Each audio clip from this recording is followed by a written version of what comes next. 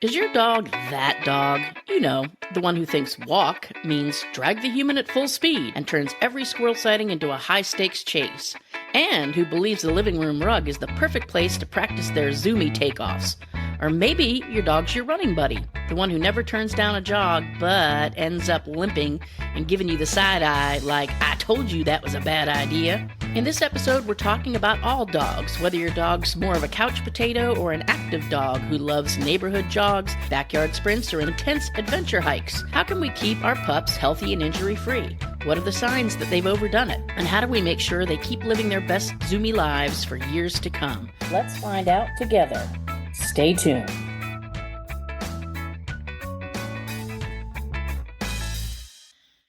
Hey there, everybody. I'm Amy Castro, and welcome to Muddy Paws and Hairballs, where we dig into the messy, hilarious, and realistic life with pets.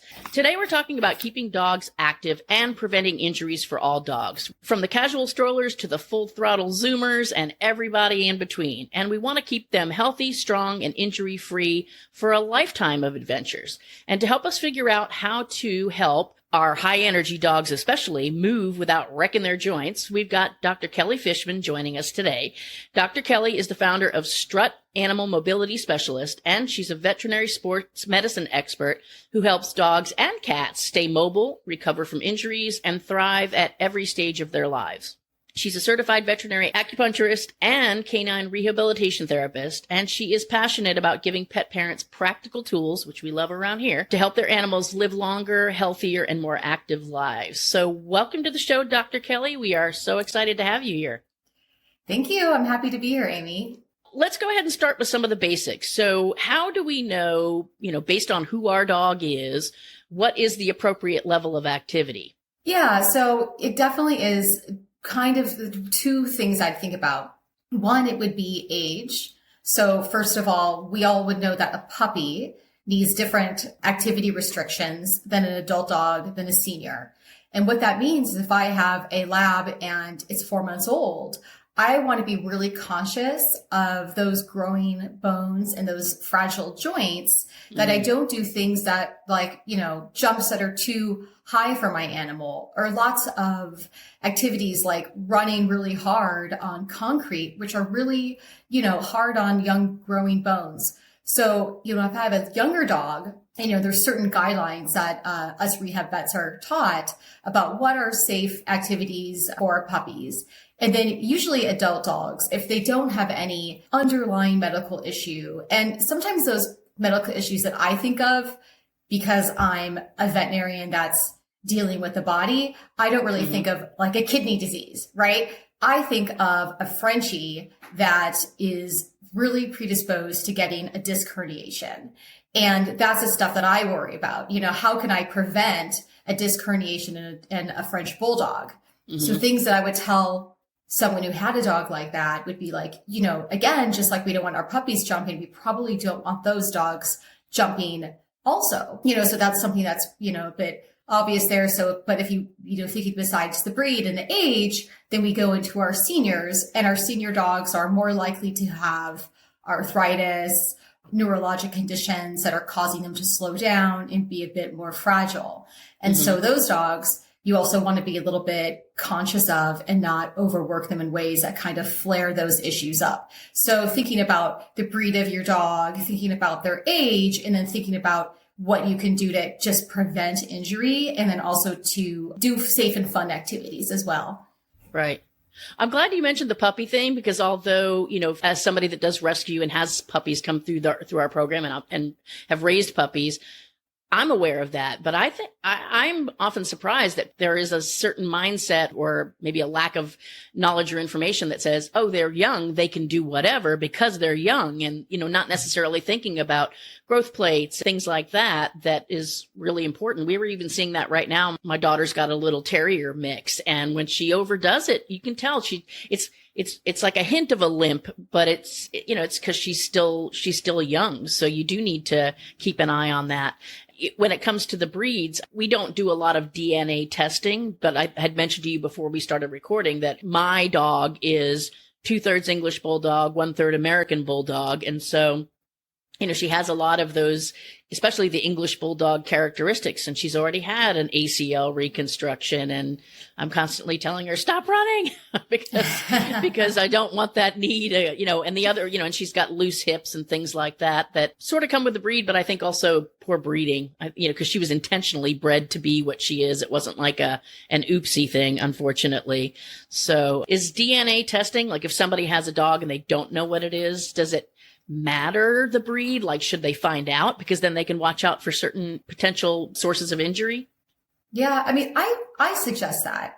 And part of it is we are now learning that some of those common orthopedic conditions are genetic. So thinking about our French bulldogs, we know that those compressed discs, that interverticular disc disease or IVDD that they suffer from, that dachshunds suffer from, that pugs have, that sometimes bulldogs have as well. Mm-hmm. Those are genetic conditions that, nowadays people can take a cheek swab and send it off, to some of these DNA testing systems, and not only finding so much what breed your dog is, but what kind of conditions they are genetically predisposed to.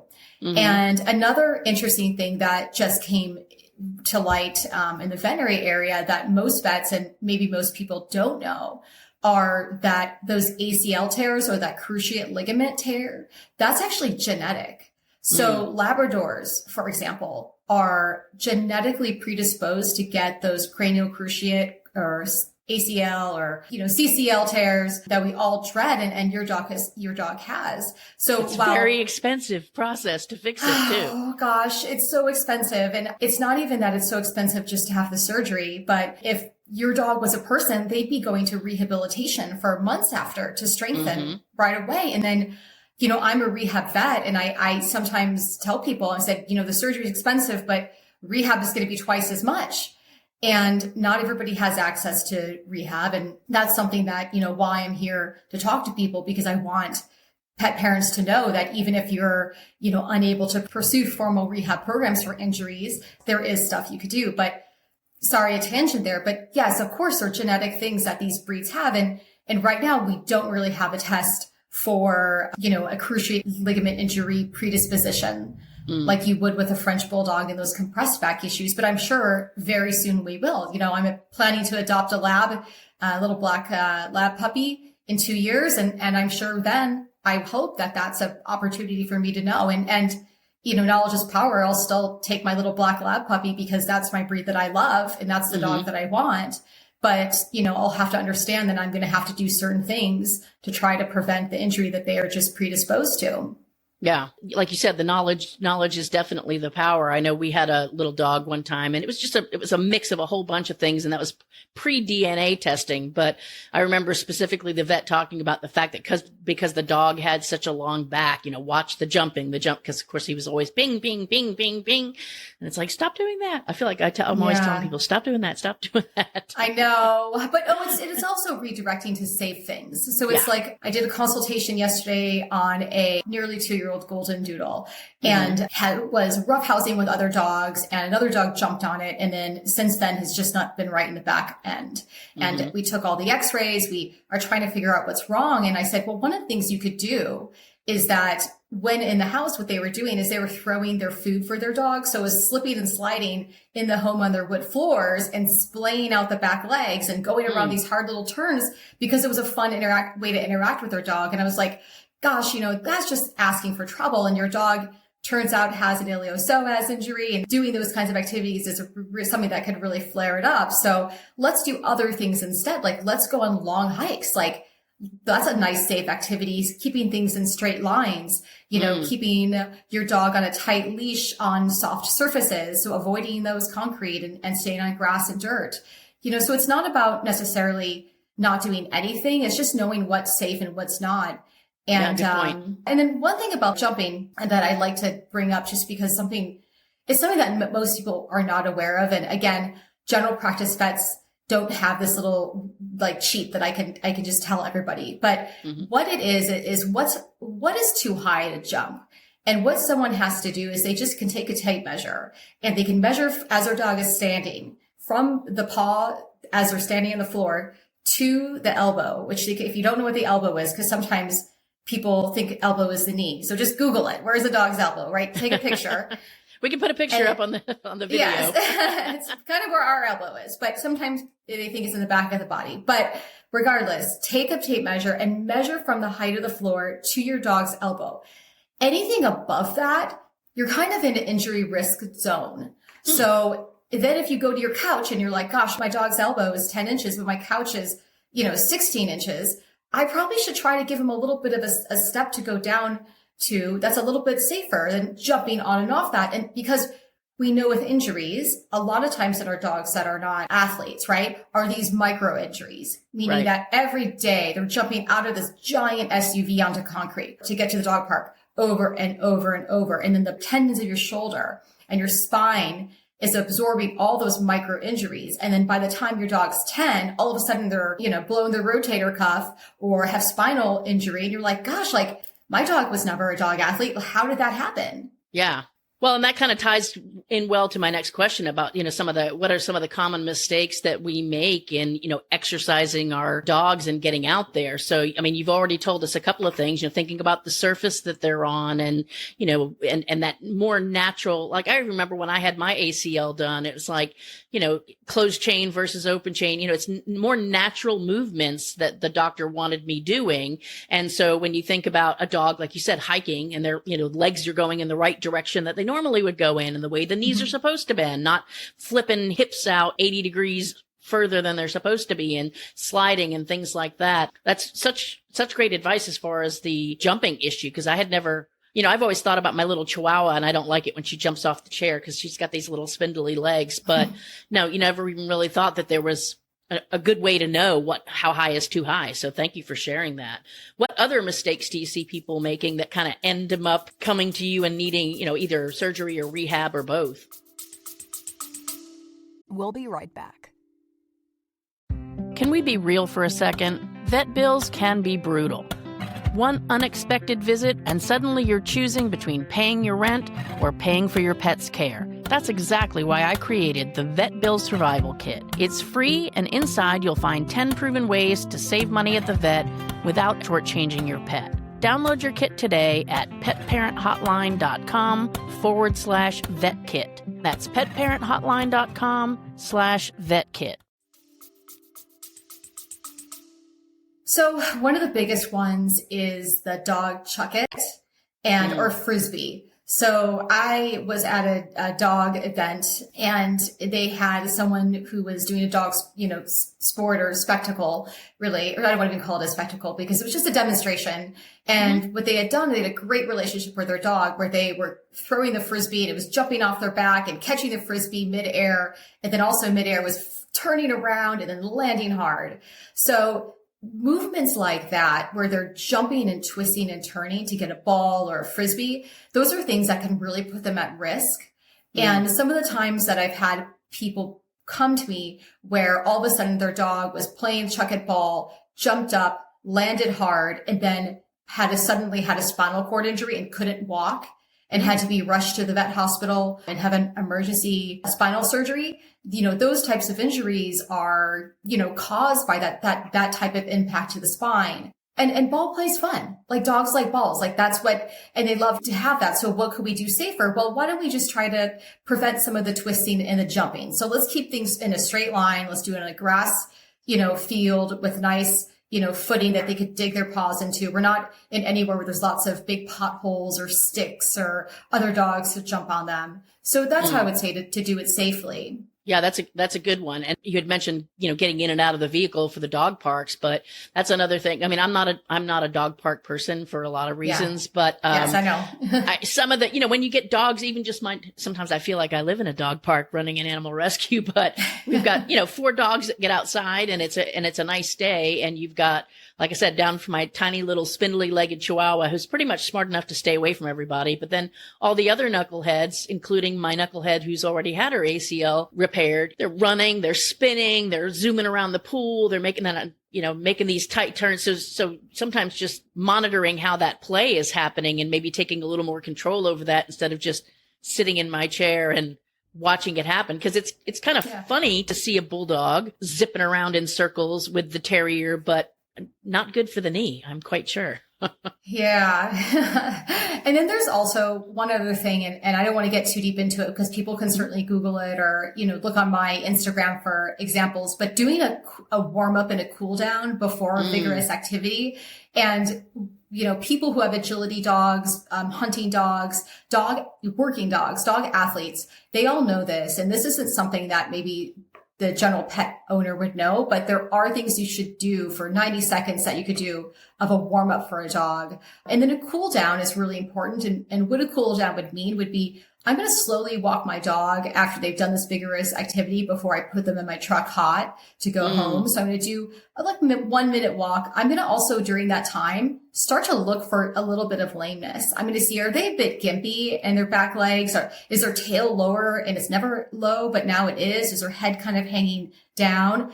Watch for subtle signs of lameness and just changes in body posture as they're walking after you've done some of that activity. And then also it's a great time to just do a little bit of like what I call dog yoga, which is when you could put them up on the curb and do a little bit of a spine stretch. And as you're doing that, check their paws, look at their paws, check for injuries that they could have sustained. So that's a great time during that cool down phase to not only cool them down, to hopefully prevent injury, which is really, that's why you want to do it, is to prevent injury. Also to spot injury is when it would be a great time to do that. Yeah, and that's a great time to kind of give them the once over, and especially for us that are in hotter climates, you're always looking for, in addition to cuts and things like that on the pad, but being very cautious about hot pavement and hopefully preventing, but also looking for those types of injuries as well. You mentioned a couple of the signs of overdoing it. Let's say we don't necessarily notice anything today, but like Gigi, I mentioned, like I'll see her walking down the hallway and it's just not a normal gait. There's a little bit of we say a little bit of hitch in her giddy up. And, when we see things like that, a limp or the changes that you mentioned, should that be like an immediate run to the vet? Is it one of those things that you watch it and kind of see how it goes? Should you give them something? Like if I had a hitch in my giddy up, we pop a pill and we go on about our business, right? We don't necessarily run to the doctor because my knee's a little sore from working out yesterday kind of thing. What should we do when we see these things? So most injuries are musculoskeletal. When you see that limping, they're not going to be like a bone issue. Typically, if it's a young and healthy dog. So if your dog has arthritis, they've previously had an ACL tear or cruciate tear. So I'm not talking about those dogs because as the owner, you're already aware. So this would be a young, healthy dog and you see this. That's mostly going to be an injury related to like a muscle or a tendon.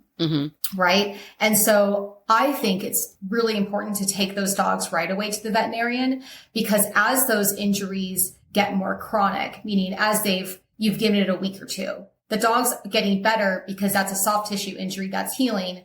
But then by the time you take it to the vet, your dog's at the vet, its adrenaline's going, it's feeling good. The vet comes over for 5 minutes, especially a general practitioner. They don't have tons of time. Like I do as a rehab vet, I'm there for 45 minutes feeling every single bone and joint in your dog's body and muscle. They don't have a lot of time, those GP vets.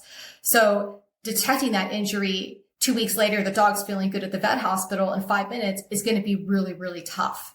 So I don't think necessarily going to the emergency room is where I would go for sudden, issues with limping and lameness, but I would get in with your regular veterinarian pretty soon when they could still to be able to detect the injury and feel it.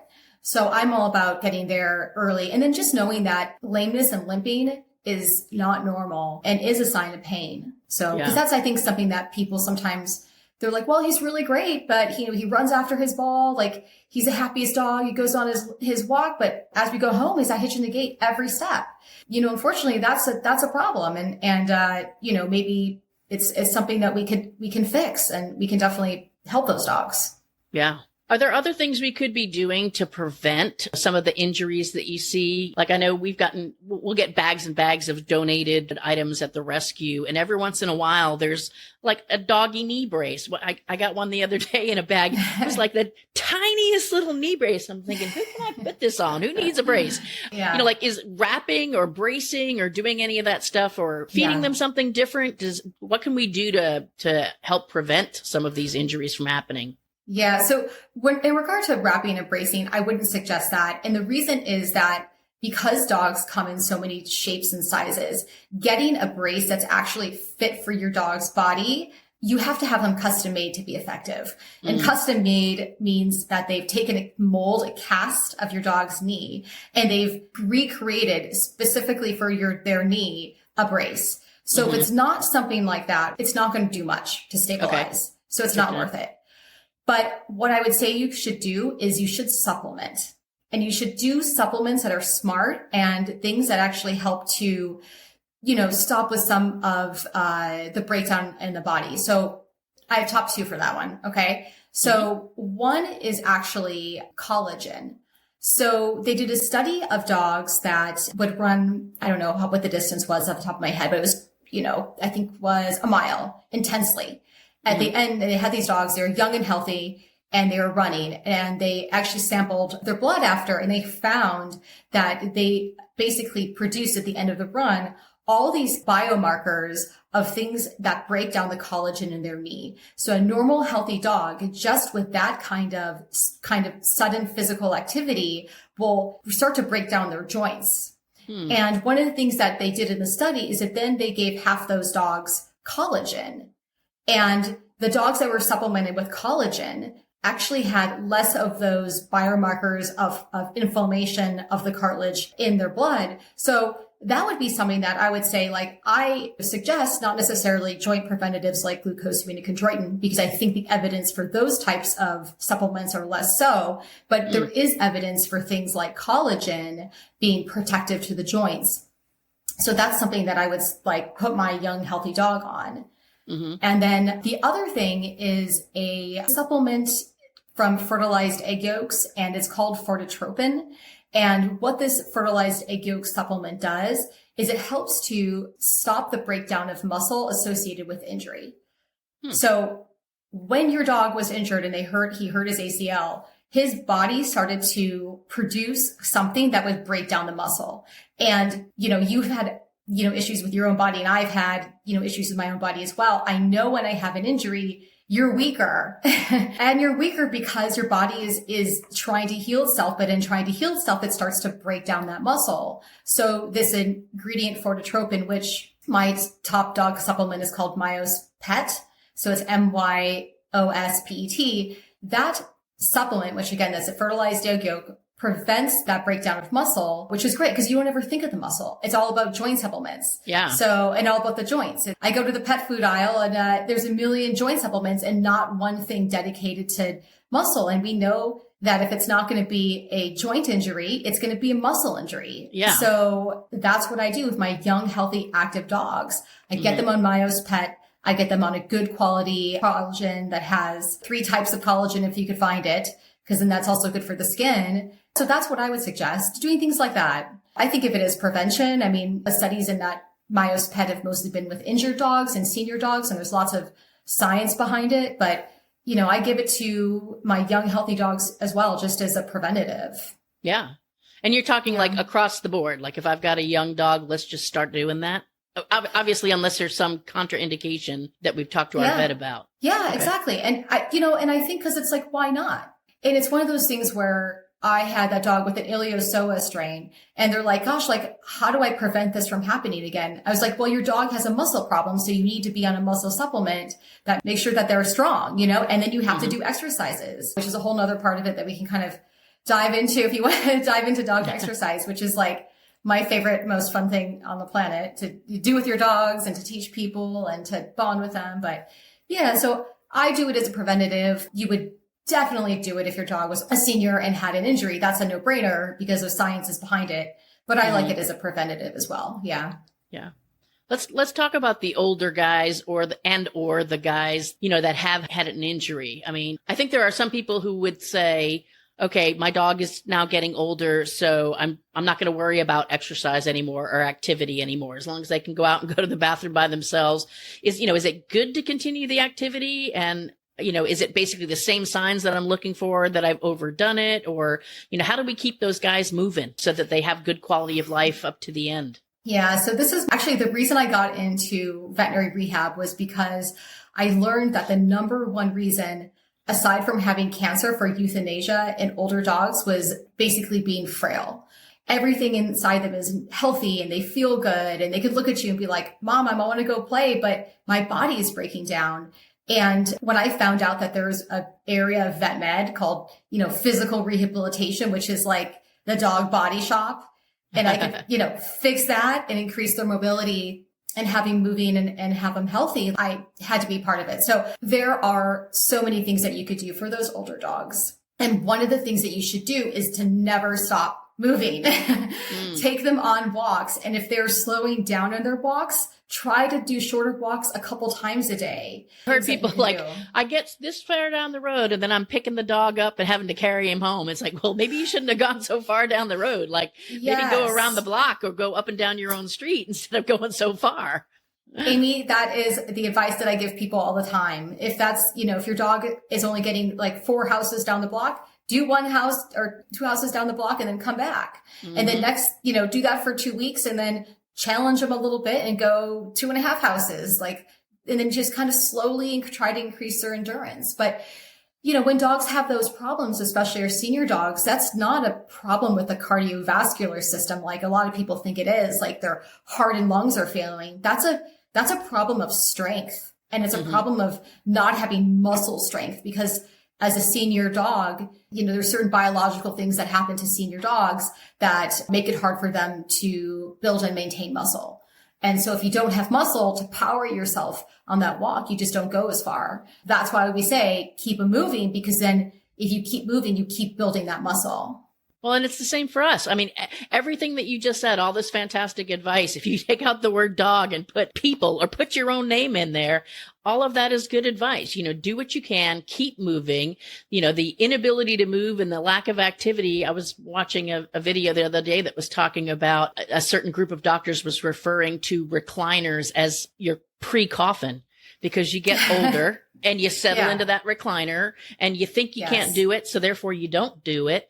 And, you lose your ability to do it. And so, this is, whether you're a younger person or, but I think especially with older people that might have older pets, like this is going to be good for you too. Getting your butt out there and walk, start with 2 houses, then 4 houses and make it a challenge to have both of you live more active and healthier lifestyle. And exactly. And it's one of those things too, where, if I'm a senior citizen, like I'm aware that I'm slowing down and I'm getting slower. So I'm going to do things like do water aerobics, like continue to exercise, try to eat in healthy ways that build muscle. And I could even go to, the human, the market, and I could see all the different things and, areas of supplements that I can do to build muscle. And dogs, like I said, don't have that.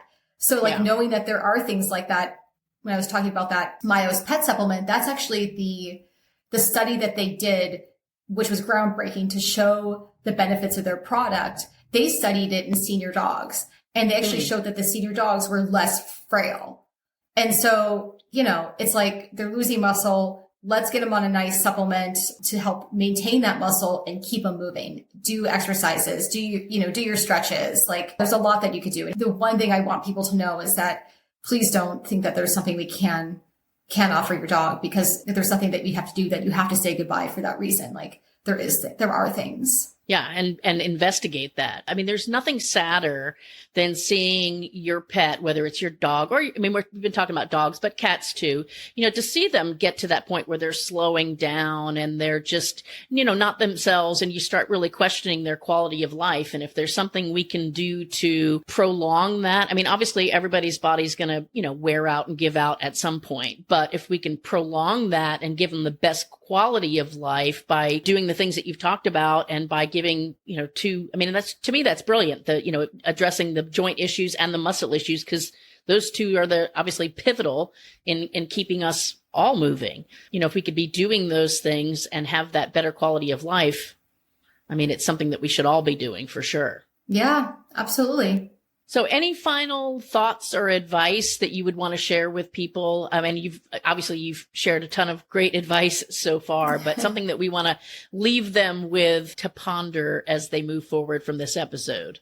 Well, first of all, cats. I am a cat lover. So maybe I'll just do a little quick cat plug, because that's something that, so I am a huge cat person and I have a senior kitty, and I noticed that my senior cat started to do this thing where she wouldn't jump straight up onto the bed. So what she would do was I had a little side table. So she would jump from the floor to the side table and then to the bed.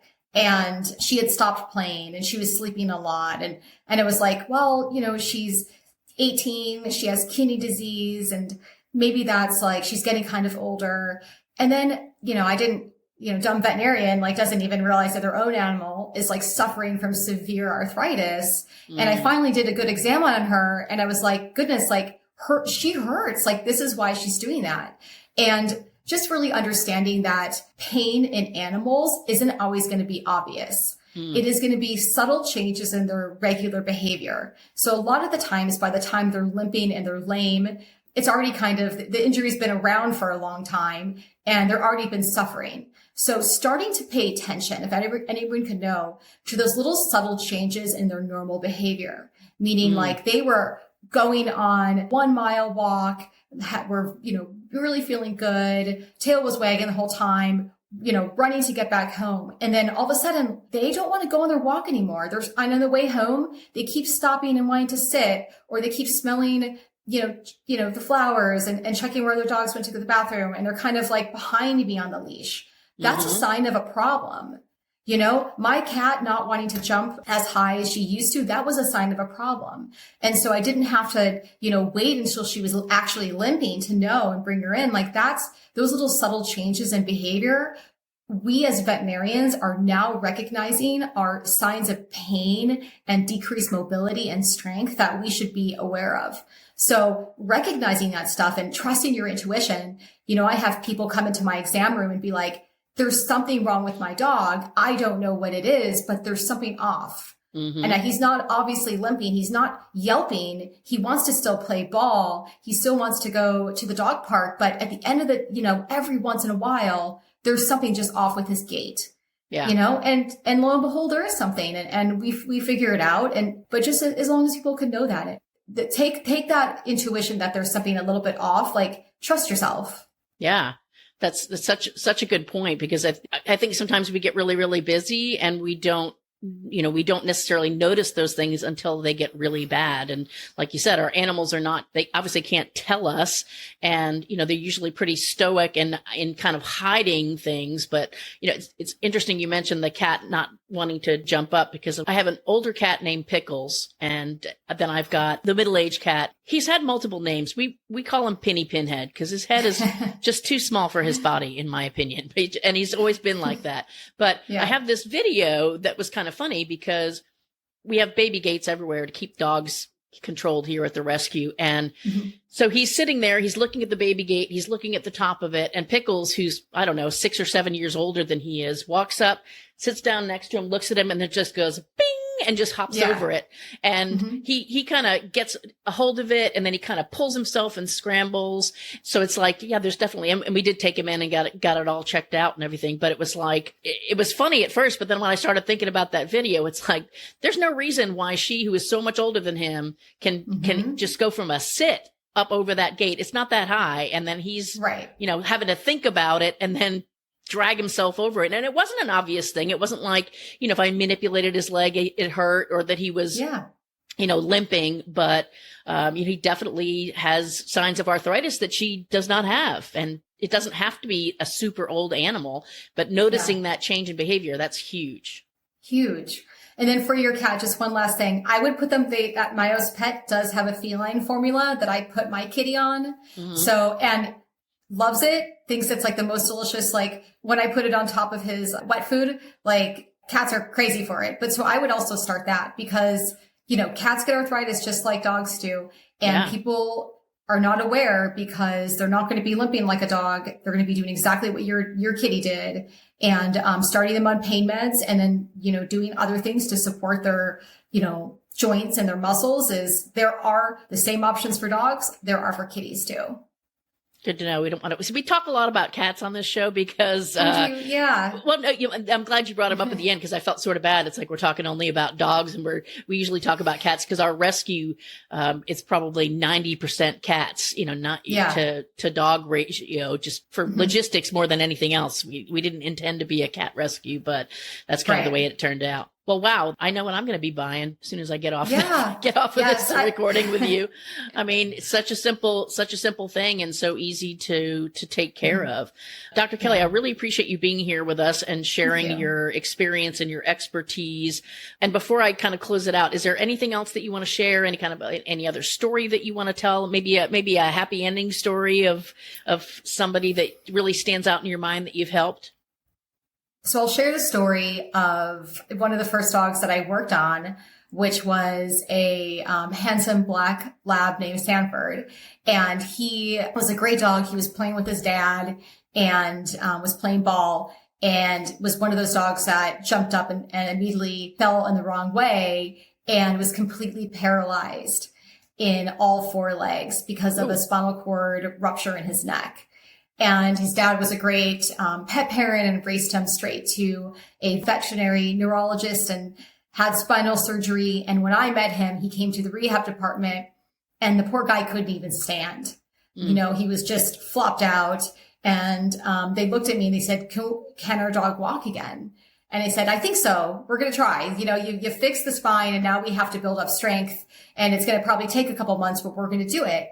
And slowly over time, just walking that dog to the first time it could stand again, and just the happiness that that family had. And then the first time that they walked again was amazing. And then all of a sudden they are not only walking and jumping, but able to play ball again and get back to like their happy times to live the rest of their life.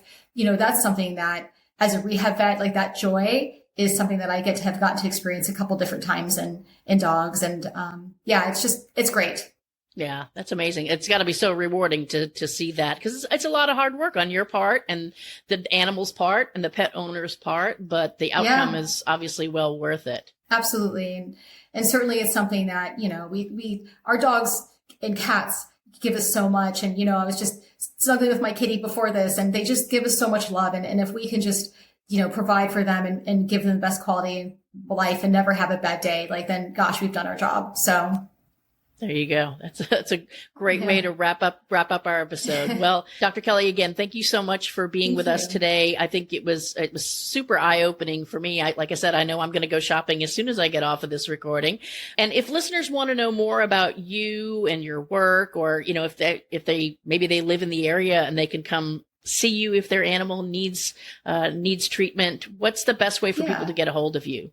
The name of my little rehab practice is called Strut Animal. And on my Instagram or Facebook or YouTube, Strut Animal, you could find all the videos, mostly of dogs, because I don't, all my cat patients, it's hard to convince the kitties to do the exercises. They're not cooperating. So, they're, you know, they have 10 minutes. And it's not, you know what I mean? It's a rare cat to get them to be able to do lots of exercises, but they sure do love acupuncture and massage and other things like that.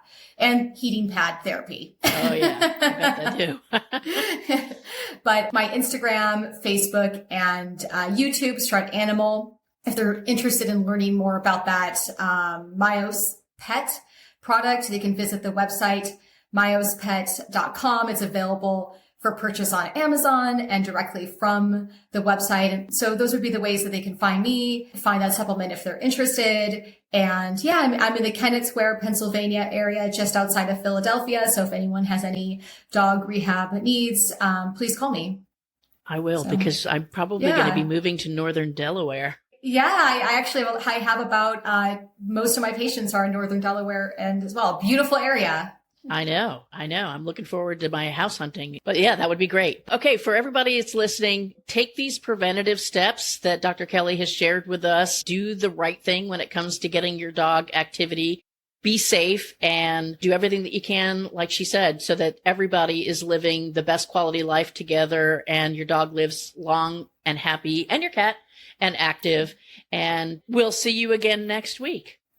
Thanks for listening to Muddy Paws and Hairballs. Be sure to visit our website at muddypawsandhairballs.com for more resources, and be sure to follow this podcast on your favorite podcast app so you'll never miss a show. And hey, if you like this show, text someone right now and say, I've got a podcast recommendation. You need to check this show out, and tell them to listen and let you know what they think. Don't forget to tune in next week and every week for a brand new episode. And if you don't do anything else this week, give your pets a big hug from us.